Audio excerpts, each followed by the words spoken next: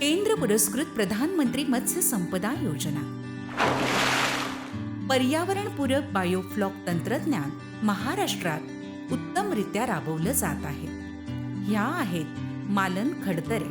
Biofloc प्रकल्प सन 2021-22 मध्ये त्यांना मंजूर करण्यात आला. नमस्कार, मी सौ मालन तायप्पा खडतरे, मुक्काम पोस्ट कोसारी, तालुका जत, जिल्हा सांगली.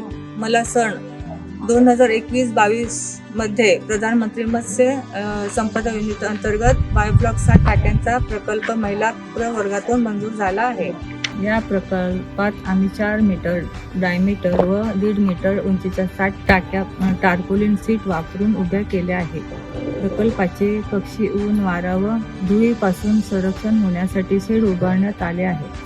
माशांना सुरळीतपणे ऑक्सिजन मिळवण्यासाठी अर्धा HP चे 2 एरिएटर असून त्याद्वारे रिंग ब्लॉकर मधून प्रत्येक टाकीत त्याचा पुरवठा होतो. पाणी आत सोडणे व ड्रेनेजसाठी स्वतंत्र व्यवस्था करण्यात आली आहे. या 7 टाक्यामध्ये आम्ही डिसेंबर महिन्यात प्रति टाकी 1000 नग याप्रमाणे 7 टाक्यामध्ये एकूण 7000 पंगेशियन जातीच्या माशांची पिले सोडली आहे. त्यांना आम्ही दिवसातून 3 वेळा मत्स्य खाद्य देतो व अनुसार फ्लॉकची गुणवत्ता राखण्यासाठी आम्ही प्री बायोटिक व प्रोबायोटिक वापरतो. तसेच पाण्याची गुणवत्ता विविध चाचण्या जसे की pH, DO, अमोनिया, TDS इत्यादीद्वारे तपासली जाते.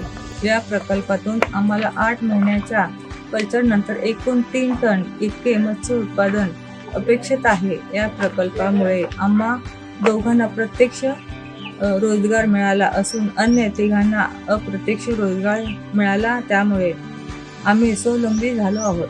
याकरता मी NSDB, केंद्र शासन, महाराष्ट्र शासन व मत्स्य व्यवसाय विभाग यांचे आभारी आहे.